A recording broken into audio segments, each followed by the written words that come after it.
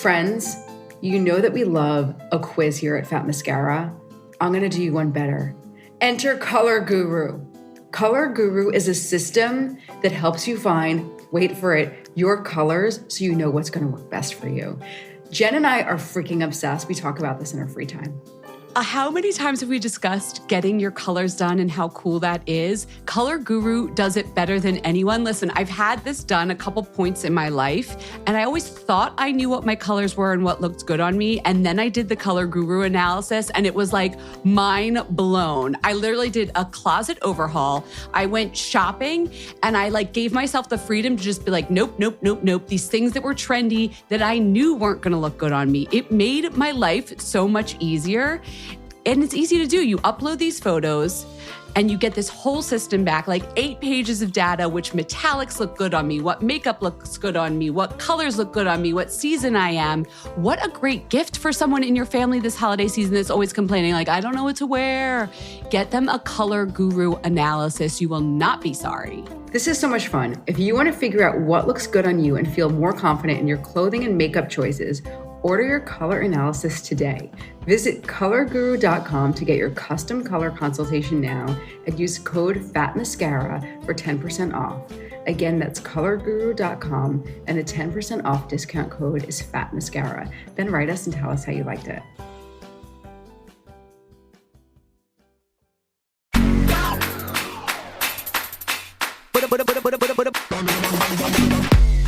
Hello, everyone. Welcome to Fat Mascara. I'm Jen Sullivan. Jess isn't with me because I'm on a different time zone and we've been trying to coordinate. I'm traveling to visit my stepson. So we weren't able to do a whole new episode and have me edit it, but I've got a classic interview for you. This is with Olivia Wilde, and it originally aired September 2018. Wow, what a throwback. We actually called this episode I'm From Another Planet because that's what Olivia said in the interview, and she certainly knows how to make news, as we've seen lately. In case you're not aware, Olivia is an actress and director. Her most recent film, you must have heard of, caused a lot of drama.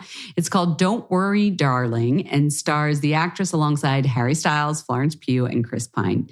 So she's still a brand activist for the line True Botanicals, and that was why she wanted to come on the podcast back in 2018. I have to say, I also like that we're running this now because when we did this interview, it was the earlier days of the quote unquote clean beauty movement. And frankly, as I was listening, I realized we used to give a lot more leeway to guests who wanted to talk about why they avoided particular ingredients. And if they didn't have a scientific reason for avoiding the ingredient, that was fine. It's still fine. It's your choice what you choose to put on your skin or not. But just keep that in mind as you listen, because this was 4 years ago. Certainly my thoughts on the whole clean movement have changed, and I'm not sure if Olivia's have, but it's important to know this was a snapshot in time. This is not a fresh interview. It's a classic. Still, she was a lot of fun, super smart, and I wanted to revisit it since she's been in the news so much lately. So I hope you enjoy this throwback interview with Olivia Wilde.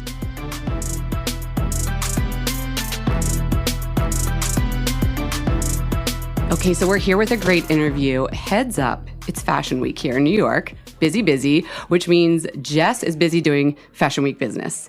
And she left me and Olivia Wilde all alone. Welcome to Fat Mascara. Thank you for having me. I didn't even do your whole introduction, but Olivia is an actress, a producer, a director, an activist. That's actually your official title, isn't it? Brand activist for True Botanicals. That's right. Yeah, chief brand activist. And are you even here for Fashion Week? I heard that you were here for the UN. I was here for the UN. Yeah, what are you doing? And you. And Fat Mascara. Yeah. Obviously. They always go together. I was helping introduce this cool collaboration between Mattel, who does Thomas the Tank Engine, Thomas and Friends. Of course. And the UN, because they're doing a cool thing. We're introducing kids to the Sustainable Development Goals through Thomas the Tank Engine shows, and they're introducing new female characters to make the trains, reflect gender equality, and they talk about the climate change and global poverty. It's cool. Doesn't Thomas use coal, though? Thomas has come a long way since our day. He has solar energy now? Thomas is solar. That's cool. Yeah, it's a big deal. Excuse me, I don't have kids like you, so I didn't know. I got a whole bunch of kids. I can tell you all about this stuff. Everybody listening is like, I thought this was a beauty podcast. Yeah, they're like, what? Get away from me, Thomas. Well, that's cool that you're here. So you were over at the UN. Yeah, That's which awesome. is an awesome place to be. They were having they were having a special day. It was like field day at the UN. They were playing basketball. I was like, this is fun. I'm going to come hang out here. Okay, well, we'll talk about lipstick and face oils and things.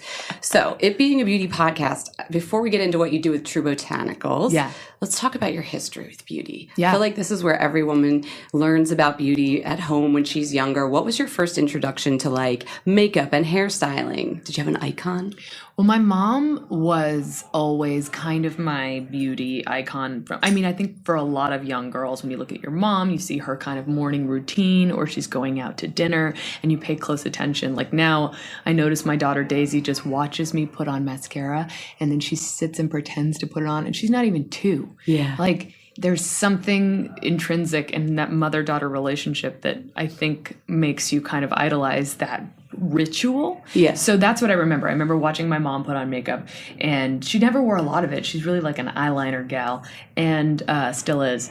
And that was the first thing I remember. Then like really discovering like Audrey Hepburn, probably the same time everyone else did, Bridget Bardot. And I was like, that's what I want. I want the Bardot look. And then I went through all the French girls. I wanted Jane Birkin. I wanted Françoise Hardy. Like that was the style I was going for.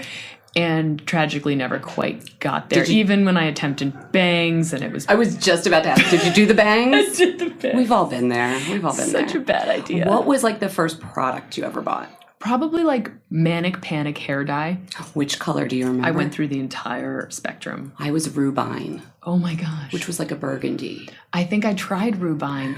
I at one point tried to create a sunset on my hair, and it just turned into like shit brown. This was pre-ombre days, I guess. Yeah, I was really trying for the ombre, ahead of my time. It does get muddy, especially if you go swimming and things like that. It was just bad. In my little tiny bathroom, and little tiny sink with my head trying to achieve beauty greatness, failing. It's all right. We all try. So you've worked with a lot of beauty brands over the years in different capacities, right? Yeah. So what is different about your role with True Botanicals than like, say, being the face of Revlon or Avon Perfumes or things like that? Yeah. True Botanicals is unique because I'm not the face of their company. Mm-hmm. I'm their chief brand activist, which means I help communicate the kind of larger goals of the company, which is to have a truly non-toxic brand. And that's harder to achieve than a lot of people know. It's not just about being organic. It's not just about being quote unquote natural. It's about actually being non-toxic. And they really stay true to that. They're very strict with themselves. So my job is to help spread that message, to encourage people to try to incorporate that into their routine, and to kind of elevate that conversation. The idea of natural beauty is something that is still sort of hard for people to grasp sometimes. Like I always liken it to the organic food movement. Right. When I was a little kid, my parents shopped at like Safeway. And then at one point I remember everyone discovering organic milk. And there was like this new thing. We were going to drink organic milk. And I was like, what is this? And then everything became organic. And it went from being this difficult adjustment in a lot of people's lives to then being the standard with which we eat and buy products. Some people. Yeah. It has affected the global market, though, in a really massive way. Mm-hmm. It's become kind of the gold standard. The idea of something being organic in the food market is something that's now expected to a certain market, at least. Right. And at a higher price point so that it can achieve that. But for skincare and for beauty, it's a harder shift. And I think... Right. Well, we're not eating it. So we're not eating it, even though our skin is our largest organ and you absorb so much of what you put on your skin. Right. But I think it's about baby steps. I always encourage people to like replace one thing in their beauty routine with a non-toxic product and go slowly. Yeah. Well, let's talk about the beauty industry as a whole before I ask you. I'm going to ask you what non-toxic means because every brand has a different, agenda with that. But do you think that in general, there's anything the beauty industry at large, natural and non-natural, is doing right now? Or anything they're doing wrong? Like, what's the positives first? The positive side of the beauty industry, I think, is inclusivity. You see a lot more diversity in marketing. You see a lot more kind of an attempt to create products that aren't as damaging. I think there's baby steps towards non-toxicity. They don't quite reach that goal. But you see people trying. And by people, I mean large corporations. And you see the growth of smaller startups. Like True Botanicals is a startup that's a small small group of people. 2 women from Mill Valley started this company out of a personal desire for an alternative. But now you're starting to see, because of the internet, more companies growing like that, I think. And a democratization. Because of direct to consumer. And now it's changed the way we shop and the way products are marketed. So there's some positive, I think, things happening in general, but there's more to be done. So how did you find, before you found True Botanicals, how did you find out that, like, okay, I want to take some of these ingredients out of my products? Like, what led you to, like, go on this journey of discovery? Getting pregnant was a big game changer for me, because suddenly you're being told, like, oh, now that you're pregnant, don't go near all these things Who you tells use regularly. you that? Like, your doctor tells you right away, like, stay away from, look at what's in your shampoo, look at what's in your face wash. I've heard about hair dye. Hair dye, for sure, I've heard from doctors. Hair dye, yeah, that's right. Hair dye, I think the first thing that your doctor flags for you, like, be careful about that. Bleach, not so good for the babe. But I started hearing it from my peers in a big way. People saying, well, just be careful about all these things. And I was like, wait a minute. Why are we so careful when we're pregnant, but we don't give a shit about ourselves when we're not, like, carrying a parasite? Like, why is it just for them, and we can just waste away and die and it doesn't matter? So that was when I started thinking about it a little more carefully. What was the first thing to go that you were like, I turned over the ingredient label and I was like, we're not doing henna anymore, or whatever it was? Henna's probably fine, right? No, henna actually has some heavy metals in it. Is it terrible? Okay, yeah, there's just not a lot of regulation. Good to know.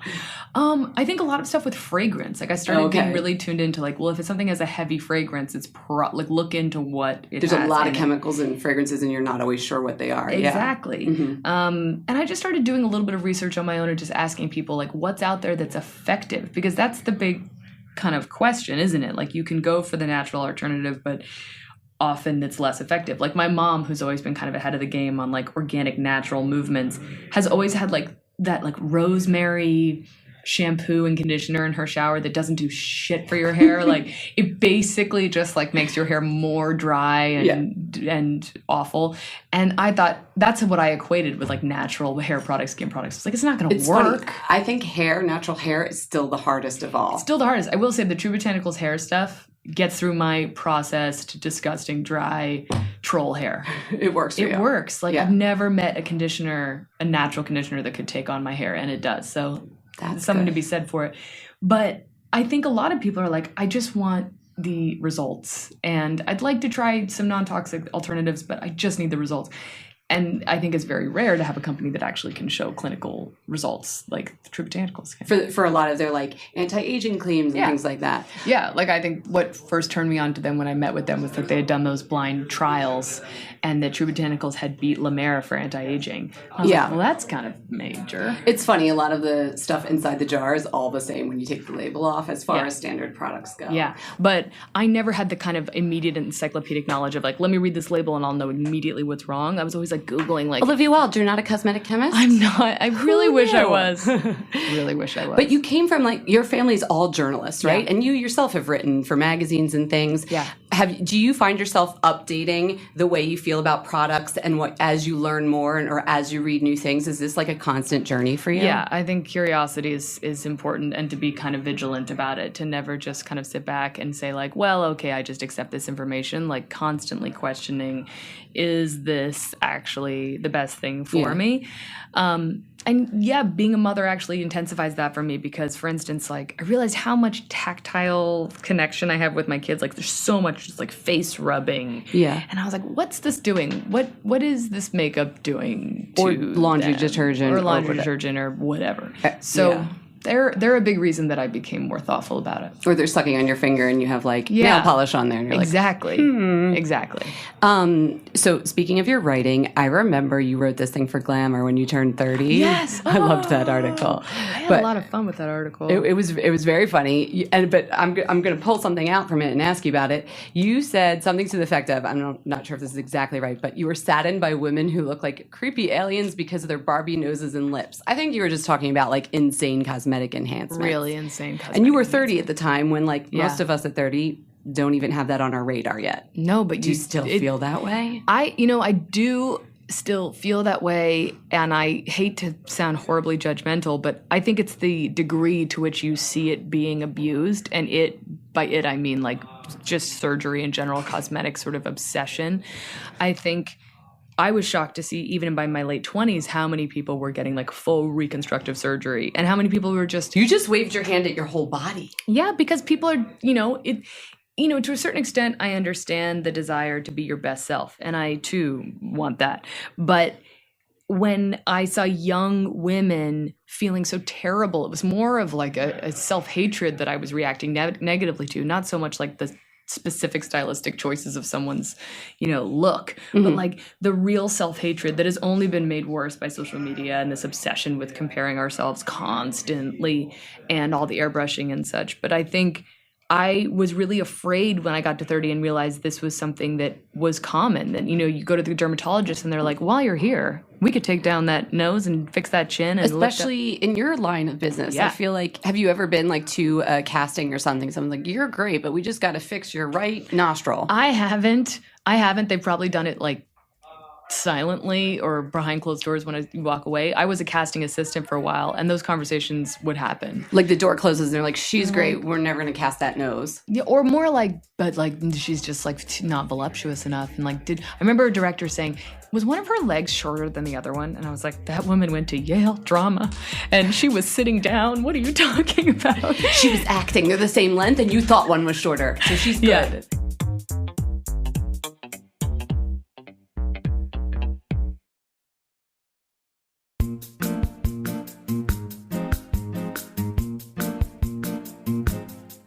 You've heard us talk about Osea on this podcast. You've heard guests mention it. We've even raised a wand to one of their products, the Undaria Algae Body Oil. It's so good.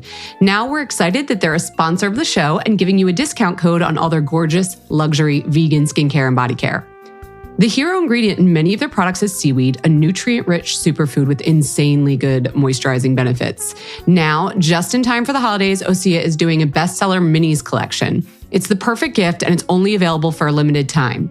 It's a 6-piece set of luxurious skincare and body care favorites in convenient and very adorable travel sizes, including their Ocean Cleanser, Hyaluronic Sea Serum, Seabiotic Water Cream, and 3 of the best-selling body products, including that gorgeous Osea Undaria Algae Body Oil that you've heard us talk about. It is so good. It is the most moisturizing body oil I have ever used.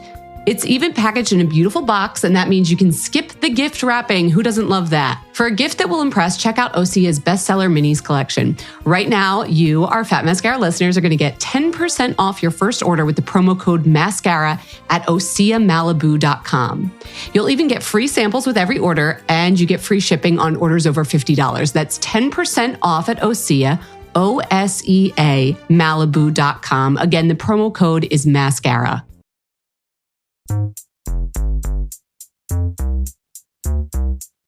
You're a director now too. You've been working on this movie and you're doing casting. Yes. Do you find it hard to sit there? It's not objectification, but in a way it is. You have to fill a need based on someone's looks, the way they talk, everything like that. Do you have empathy now that you're on the other side of the table? Major empathy. And I think that's probably one of the greatest gifts about being an actor-director and why a lot of people enjoy doing it is because you can really empathize with your cast and you can say, for instance, okay, I know it's the middle of the night and I'm asking you to jump in this pool and it's cold and you're tired and I've been there. I have been there. And I can tell you why I'm going to do it, why it's worth it, how long you'll have to do it for. I won't make you suffer. Like that I always yearned for in directors. And when I worked for actor-directors like Ron Howard or Jon Favreau, I was always really appreciative that they really did understand the process. But in casting specifically, I was so appreciative of everyone who came in and poured their heart out for me. And I just realized, like, man, acting is this incredibly vulnerable profession that you just go around feeling things and offering yourself to people. Like, I can feel all my feelings for you. And I, especially that sounds horrible to me. It was intense also because everybody was really young. So I had a lot of really new actors who were just learning to do that for the first time. So they put a tremendous amount of trust in me. And I was really cognizant of that the whole time. And then they became like, my little baby children. Wait, the movie you directed is about 2 high school girls? Yes. Yeah, so the protagonists are at that age that your daughter's going to be at some age. Exactly. Someday. Yeah. How are you both your daughter and your son, how are you going to do the whole social media thing and try and get them to not feel that way? I have no idea. Did you see 8th Grade? The movie? No, I didn't see it. It's so good, and it deals with... I lived 8th grade. Yeah, no, I barely survived 8th grade.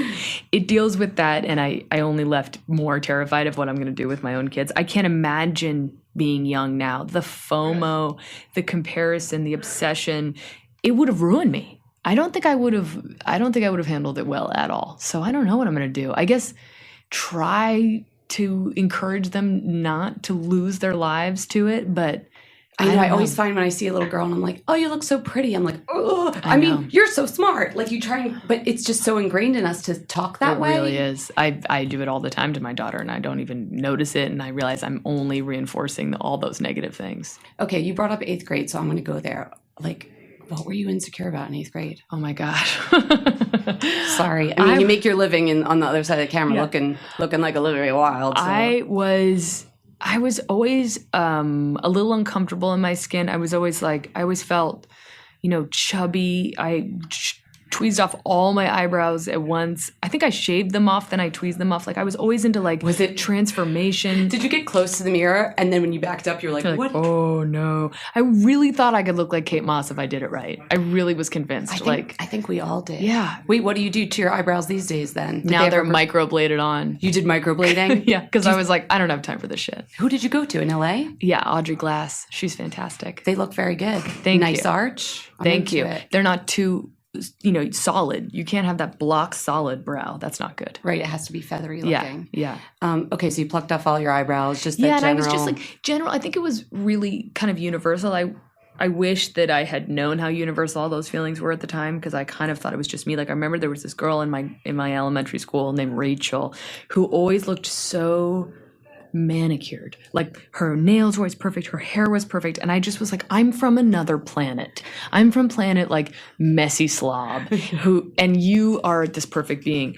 And I found my way out of it through like just removing myself from kind of like teen girl culture, and I was really into like 70s culture, specifically like soul music. I really threw myself into like vintage clothes and listening to a lot of soul music and hip hop, and I found happiness in that kind of culture because I was like, I can't compare to the teen girl, I don't know, like at that time 90210 kind of like. So they're all comparing lip gloss shades and you're like, you guys, this mixtape is awesome. Yes. Yeah. And it led me to a much happier life. And so then through high school, I wasn't really trying to be the pretty girl. I could not compete. And I was like, I don't want to be competing. That's insane. There was this really beautiful girl in high school. I remember walking. I went to a boarding school.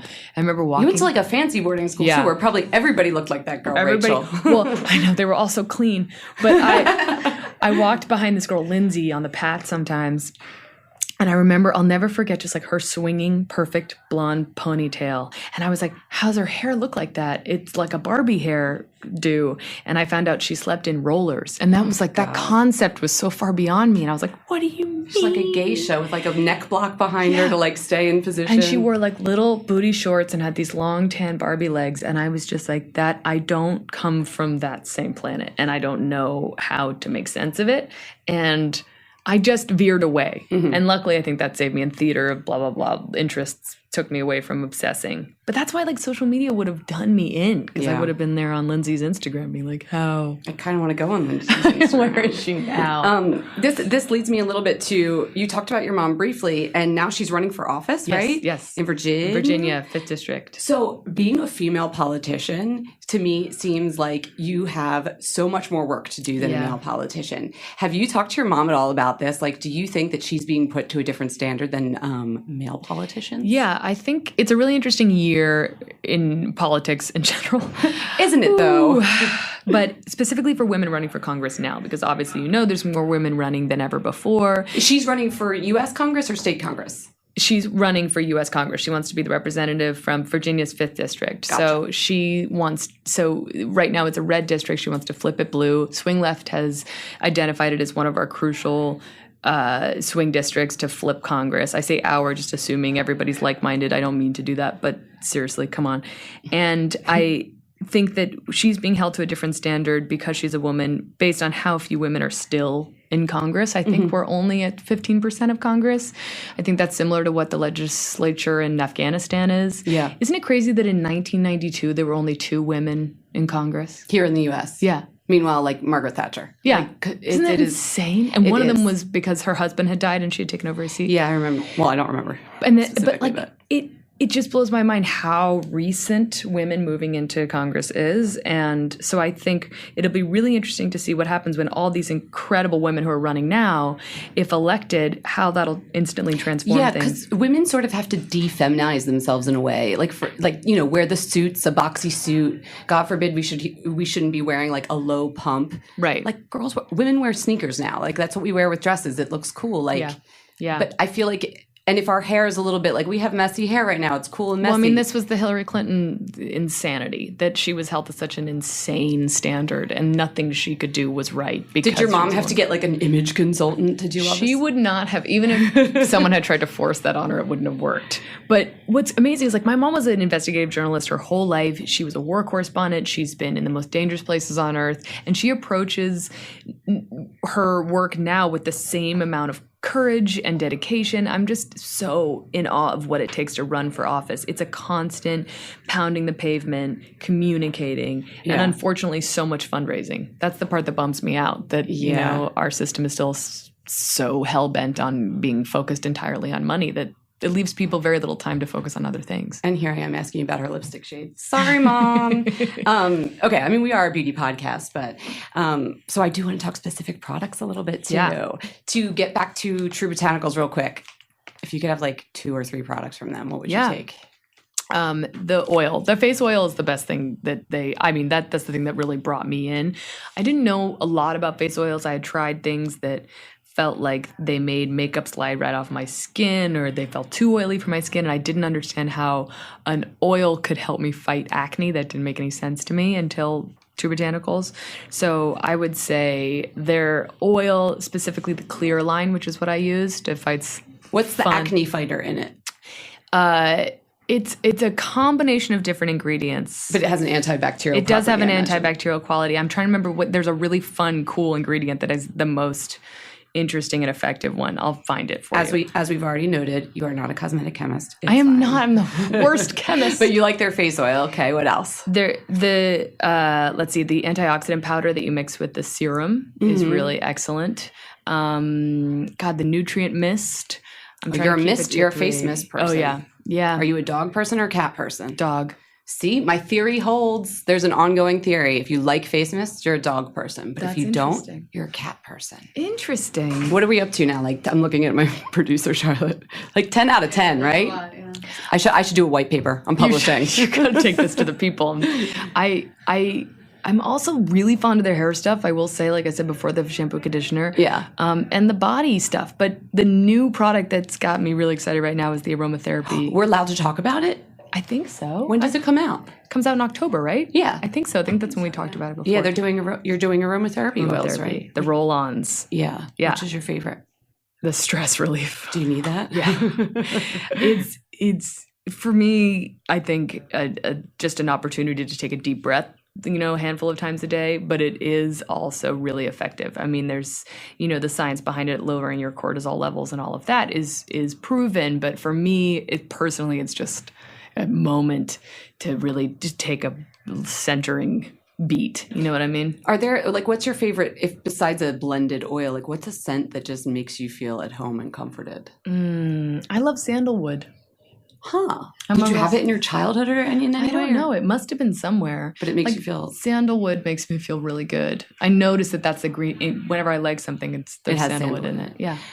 So True Botanicals doesn't do makeup. And in fact, that's been the problem with a lot of natural brands. They don't do... You've been very experimental with your makeup looks over the years. I don't know if that's your doing or your makeup artists. It's my doing. It's my doing. I've never had a look that I just stick to. I love that though, because then it's like... When I worked at magazines where we had to have celebrity pictures, I'm like, let's see what Olivia Wilde does. She always does a fun eyeliner color just to change it up. I like to have fun with it because why not? I also get to work with all these amazing artists, these makeup artists, and it's why rein them in? Yeah. So what are some of your favorite makeup products these days? I'm, let's see. I'm really a fan of the Kaya Weiss. Are you supposed to say Kaya Weiss? I've met her and I could still not tell you. I could barely, yeah. But I like a lot of, I like They're heavy compacts though. I know, that's the one thing. It's like a real weapon in your bag. You can use it to throw at someone if you need. That's a good beauty hack. Thank you. Hack. Throw your compact in if you need. Their blush I really like. And then, gosh, I mean. What about mascara? It's fat mascara. You got it. I have, okay, I'm going to come right out and admit I have eyelash extensions, so I don't use mascara regularly because I'm one of those lazy people. Oh, I saw this on your Vogue video, actually. Yeah. You're a cheater. I'm How a often cheater. do you have to get them? You're supposed to get them every 3 weeks. I probably get them every month and a half. 3 weeks? That's a lot of time to go lay there for 2 hours. I know. That's why I don't ever do it regularly enough. But the smart ladies do it every 3 weeks. Do your makeup artists ever get annoyed at you that like they're all wonky when they're growing out, or they deal with it? They deal with it. I think, I really embraced them this past year that I've been directing and then editing. Like, I just haven't had a lot of time for self-care, and it is for the busy people. It's a real good lazy hack. I don't know. That and the microblading, I was like, yeah, why not? I'll just do that. Your eyes are defined and you're like, then okay. you're done. Just put on some concealer. Okay, let's talk about fragrance, because if Jess were here, she's a fragrance fanatic as well. But do you wear a perfume, or are you into like oils? I'm into oils. Like, I just find I'm really sensitive to smells, and I prefer like an oil. oil. I like an essential oil. And I think that's why I've really been liking the aromatherapy roll-ons, because I actually wear them as a scent now. Like, I wear that Stress Relief as my constant scent. And then just go around giving hugs to people. And relieving everyone's stress as I go through the world. This is what all film directors should do, I think. It is really funny, though, because when I gave birth to both my kids, the nurses at Mount Sinai Hospital were like, this is the good smelling room. Because I'm into oils. I love oils. I just like rubbing oils on everyone. And even my editing bay right now just smells really nice. And it smells really woodsy. I don't know. I'm into woodsy oils. Do you do candles? I kind of prefer. Here I am burning a candle. Sorry, I should have. I hate them. It's a natural one, I think. I think the diffusers, I'm into those. Like an oil diffuser. I just think there's something about it that feels like it just. I don't know. I like the kind of vibe it gives my space. Got it. Yeah. So we talked about a lot. What should I have asked you that I didn't ask you? What do you wish people asked you? You get interviewed all the time. I mean, I think specifically to beauty and the idea of not having to be a chemist to approach products that are non-toxic and what non-toxic really means. My MO is always do your best to do a tiny bit more research into alternatives that might end up being as effective as whatever you're already using. Mm-hmm. I really have benefited from just cleaning out my makeup routine of everything that just was super harsh and unnecessarily so, and just simplifying it. I do think there's something that we lose when we lose the kind of ritual of taking care of ourselves in a positive way. I mean, not to sound super hokey, but I think of it as the moment where I get to have a personal kind of spa moment where I'm in my woodsy true botanical spa and I put on my oils, as opposed to your beauty routine centering only around problems and a critical eye. I think I've always approached makeup in that way. It's a fun thing. It's not about covering up who you are. And I think for skincare, I just have enjoyed getting rid of everything that's this crazy acid that's going to burn off a layer of my skin so I look better, and rather just simplifying it down to things this is nourishment, this smells good, this makes me feel good.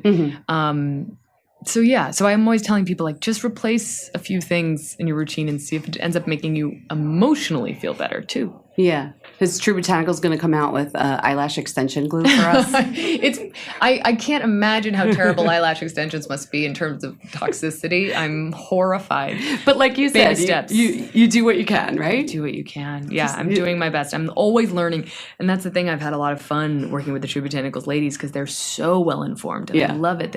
They when they launched aromatherapy, Hillary Peterson, the co-founder, went and got her degree in aromatherapy. Yeah, she was sending me German studies and stuff about breathing patterns and things. So they mean it, and I just enjoy learning from them as we go along. And I don't know. I just encourage people to remain curious and take care of themselves. That's a good thing. We learned a lot from you too. Thank you so much for coming on Fat Mascara. Thank you for having me. It was really fun.